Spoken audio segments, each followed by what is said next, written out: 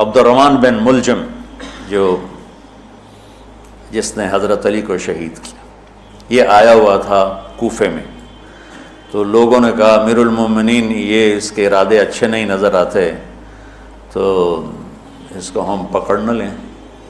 فرمان لگے تو مجھے پھر اللہ کی ملاقات کیسے ملے گی؟ میں تو تم میں نہیں رہنا چاہتا، میں تو اللہ سے ملنا چاہتا۔ حضرت علی کے ساتھیوں نے بڑی بے وفائی کی، بڑی بے وفائی کی، اس لیے میں کہہ رہا ہوں مظلوم ترین ہستی۔ بسر بن ابی ارطاط نے یمن پہ قبضہ کر لیا شام کے لشکر کی طرف سے، اور حضرت عبید اللہ بن عباس رضی اللہ تعالیٰ عنہ کے 2 بچے اپنے ہاتھوں سے ذبح کیے جیسے بکرا ذبح کیا جاتا۔ آل رسول کے 2 بچوں، میں صنعاء میں اس مسجد میں گیا، وہیں ان کی قبریں موجود۔ تو حضرت علی بے قرار ہو کے نکلے کہ چلو اہل شام کے خلاف جہاد کریں، اور باہر شہر سے باہر جا کے خیمہ لگایا رات کو۔ صبح دیکھا تو ایک آدمی بھی نہیں آیا ہوا تھا، اکیلے تھے۔ تو پھر بڑے دکھی دل کے ساتھ واپس آئے اور اپنی داڑھی کو پکڑ کر کہنے لگے تو کب رنگین ہوگی؟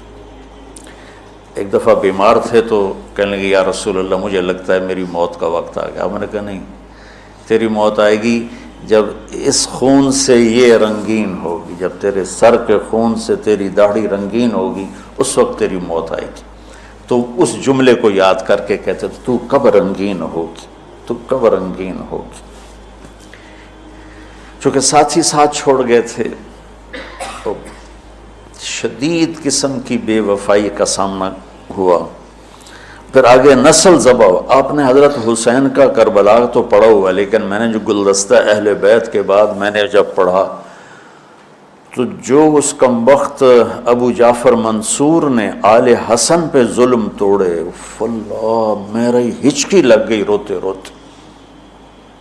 تو میں اس کی تفصیل آپ کو بتا نہیں سکتا کا مطلب ہے کہ میرا سر ساتھ نہیں دے رہا، تو ہچکی لگ گئی میری روتے روتے کہ ساری اولاد کو آخر میں پہلی دردناک سزائیں دی، دردناک سزائیں دی،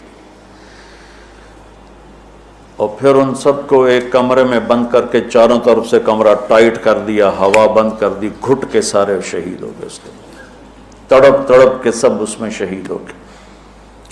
اس لیے میں کہہ رہا ہوں سب سے مظلوم ہستی ہیں علی بن ابی طالب۔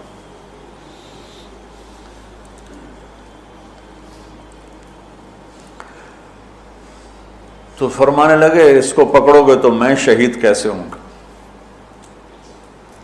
پھر ایک دن دیکھا کہ لوگ گھر گوار پہرا دے رہے تھے۔ آپ نے کہا کیا کر رہے ہو؟ کہا جی وہ آپ کا خطرہ ہے، پہرا دے رہے ہیں۔ کہنے لگے کس سے دے رہے ہو؟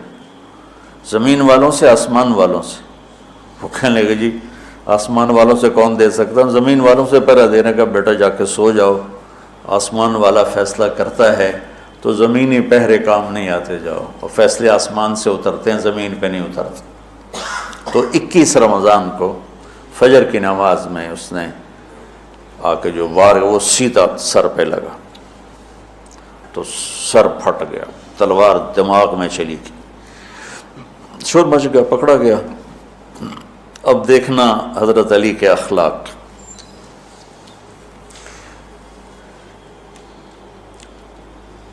لوگ اکٹھے ہو گئے، حضرت زینب کو پتہ چلا تو وہ بھاگی بھاگی آئیں اور رونے لگی، واہ ابتا واہ ابتا۔ تو وہ کہنے لگا، وہ لوگ کو پٹی پٹی باندھنے لگے، تو وہ کہنے لگا ابن ملجم جتنی مرضی پٹیاں باندھ لو، اب یہ مر کے ہی رہے گا، اس تلوار کو 1 مہینہ زہر میں ڈبو کے رکھا ہے پھر وار کیا ہے۔ تو اس پر تو بڑے سے بڑے حلیم کو غصہ آ جانا چاہیے، وہیں اس کا قیمہ ہو جاتا۔ اور حضرت علی کیا کہہ رہے ہیں؟ بھائی اس کے لیے نرم بستر بچھاؤ، اس کو گرم گرم کھانا کھلاؤ، اسے ٹھنڈا ٹھنڈا پانی پلاؤ۔ اگر میں زندہ رہا تو میں خود فیصلہ کر لوں گا مجھے کیا کرنا ہے، اور اگر میں شہید ہو گیا تو پھر پہلی میری درخواست ہے کہ اسے معاف کر دیں۔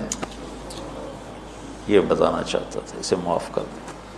اور اگر اسے میرے بدلے میں قتل کرنا چاہو تو پھر اس کو تکلیف نہ دینا، بس ایک ہی وار سے اس کی گردن اڑا دینا، اسے تکلیف نہ دینا۔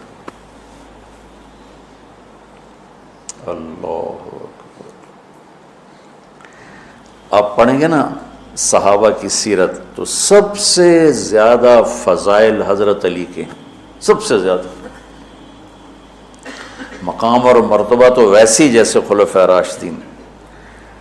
سارے صحابہ اللہ کے ہاں مغفور محبوب، ان میں سے 10 مقرب ترین ابو بکر، عمر، عثمان، علی، طلحہ، زبیر، سعد، سعید، ابو عبیدہ بن جراح اور عبد الرحمن بن عوف۔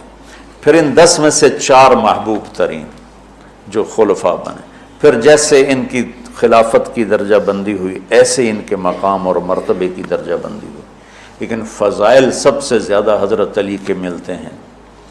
اور یہ ایک فضیلت جو حضرت علی کو اللہ کے نبی نے سنائی، ہاتھ پکڑ کر یوں اپنے سینے کے قریب لگا کے فرمایا، اَتَرْضَىٰ أَنْ يَكُونَ مَنْزِلُكَ